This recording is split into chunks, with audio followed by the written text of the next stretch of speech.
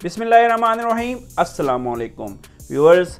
Stock market या share market एक ऐसी जगह है जहां पे अगर आप अच्छे तरीके से सही तरीके से रिसर्च करके रिस्क लेते हैं तो आप के उस रिसर्च की वजह से आप कहीं से कहीं पहुंच जाएंगे और मालदार हो जाएंगे। लेकिन इन पैसों को यूटिलाइज़ करने के लिए आपको सिर्फ रिसर्च ही की ज़रूरत नहीं है, कुछ ऐसी टिप्स भी हैं जो आपकी वीडियो में मैं आप लोगों के साथ शेयर करूंगा और मैं आपको बताऊंगा कि आपने अपनी स्टॉक मार्केट या शेयर मार्केट की इनिशियल इन्वेस्टमेंट कैसे करनी है और क्या क्या टिप्स को जहन में रख कर इस चीज़ में घुसना है ताकि आपके लॉस के चांसेस कम से कम हों। लॉस होगा लेकिन ये है कि अगर आप इन टिप्स को अपनाएंगे तो आपके लॉस के चांसेस कम होंगे। तो बिना किसी डिले के बढ़ते हैं हमारी आज की इस वीडियो की तरफ।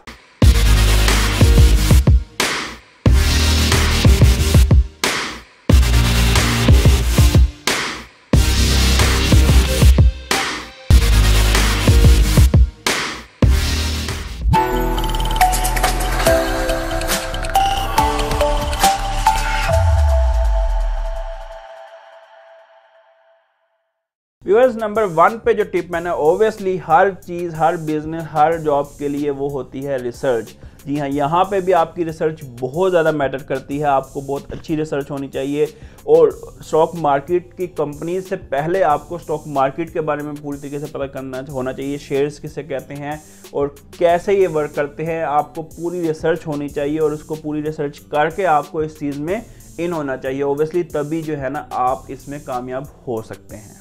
नंबर 2 पे ये है कि आपको एवेल्युएट करनी है कंपनीज़ को। जी हाँ, मैं आपको बताता चलूँ पूरी दुनिया में जो सक्सेसफुल कंपनीज़ हैं वो सिर्फ 5% हैं। बाकी 95% कंपनीज़ वो होती हैं जो छोटी मोटी कंपनी होती हैं, बहुत ज़्यादा सक्सेसफुल नहीं होती। लेकिन जो बड़ी कंपनीज़ हैं, माइक्रोसॉफ्ट हो गया, टेस्ला हो गया, इस तरह की जो कंपनीज़ हैं वो 5% हैं जो कि बहुत सक्सेसफुल है और वो 24/7 जो है ना वो सक्सेस में उनके शेयर्स जा रहे होते हैं।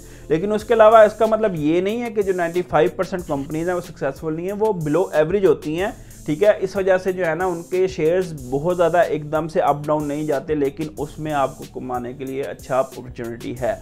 अब वैल्यूएशन के बाद तीसरी चीज़ आती है कि कभी भी उन 5% कंपनी की तरफ ना जाएं जो कि बहुत ज़्यादा सक्सेसफुल हो रही, क्योंकि देखें एक तो वहाँ पे आपकी इन्वेस्टमेंट ज़्यादा है और वहाँ पे अप डाउन एकदम आएंगे। जिस दिन अप आया तो आप तो खुश होंगे, लेकिन जब डाउन जाने लगेंगे तो भी आपको एकदम से लॉस होगा। इसलिए उन कंपनियों में इन्वेस्ट करने की बजाय आप उन कंपनियों को इन्वेस्ट करें जो स्लो एंड स्टेडी जो है ना वो बढ़ रही हैं और अपने बिजनेस को ग्रो कर रही हैं, क्योंकि वहाँ पे आपको लॉस के चांसेस भी कम हैं और प्रॉफिट के भी चांसेस कम हैं, क्योंकि आप एक बिगनर हैं और आपके पास एक छोटी सी अमाउंट है। इसलिए जो है ना मैं आपको रिकमेंड करूँगा कि आप उन कंपनीज़ में इन्वेस्ट करें जो कि ग्रेजुअली इंक्रीज़ हो रही है, ना कि वो कंपनी जो कि बहुत पहले से या बहुत ऑलरेडी जो है ना वो ग्रो कर चुकी हैं।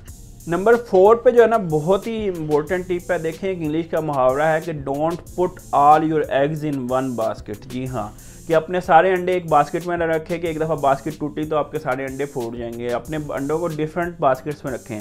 इसी तरह आपने अगर शेयर्स परचेज़ करने हैं तो एक ही कंपनी के शेयर परचेज़ ना करें।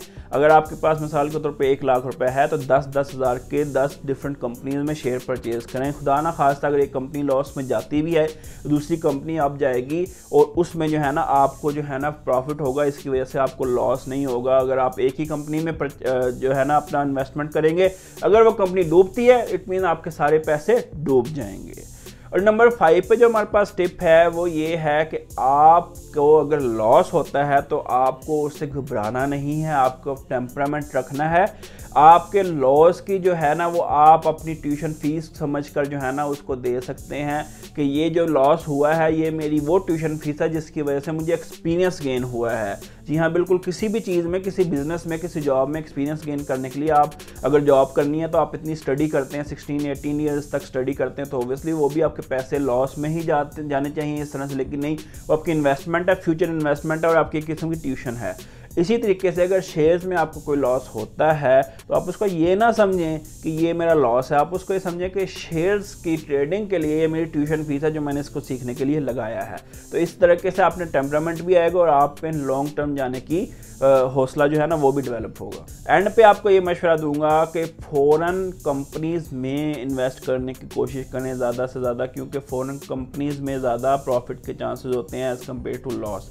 आल्दो वहाँ पे लॉस ज़रूर इन्वॉल्व होता है, लेकिन as compare to local companies है ना, फॉरेन कंपनीज में लॉस के चांसेस कम होते हैं क्योंकि वो ऑलरेडी से बड़ी होती है। हाँ, यहाँ पे ये है कि आपको इन्वेस्टमेंट थोड़ी सी ज़्यादा करनी पड़ेगी। यहाँ पर ये होगा कि अगर आपके पास लाख रुपए है तो आपको लाख रुपए का एक शेयर शायद उस कंपनी का मिलेगा, लेकिन ये है कि उस कंपनी को आपको प्रॉफिट वो देगी, थोड़ा सा टाइम लेगी, लेकिन ये कि प्रॉफिट देगी। लॉस के चांसेस यहाँ पे कम है। तो वो लोग जो लॉस से डरते हैं और लॉस नहीं करना चाहते हैं, उनके लिए बेस्ट टिप ये है कि वो लोकल कंपनीज की बजाय फॉरेन कंपनीज में इन्वेस्ट करें। तो व्यूअर्स, ये वो टिप्स थी जो उन बिगनर्स के लिए जो अपने इनिशियल इन्वेस्टमेंट जो है ना स्टॉक मार्केट या शेयर्स मार्केट में करना चाहते हैं, तो उनके लिए एक छोटी सी टिप्स थी कि कैसे उनको इन्वेस्ट करना चाहिए, क्या क्या चीज़ें ज़ेर गौर रखनी चाहिए और किस किस कंपनीज में इन्वेस्ट करना चाहिए। उम्मीद करता हूँ आपकी हेल्प हुई होगी इस वीडियो से और आपको टिप्स पसंद आई होंगी। अगर नहीं पसंद आई तो कमेंट में लिखकर मुझे बताएं कि ये टिप्स आपकी अच्छी नहीं है, ये टिप्स भी ऐड होनी चाहिए। और अगर आपको लगता है कि वीडियो कम्प्लीटली 100% ठीक है, जो कि नहीं हो सकता, लेकिन फिर भी अगर आपको अच्छी लगी है तो वीडियो को लाइक करें, कमेंट करें और मेरे चैनल को सब्सक्राइब करें। मिलेंगे इंशाअल्लाह ताला आपके साथ नेक्स्ट वीडियो में। तब तक अल्लाह ताला आप सबका हामी नासिर हो। अल्लाह हाफिज़।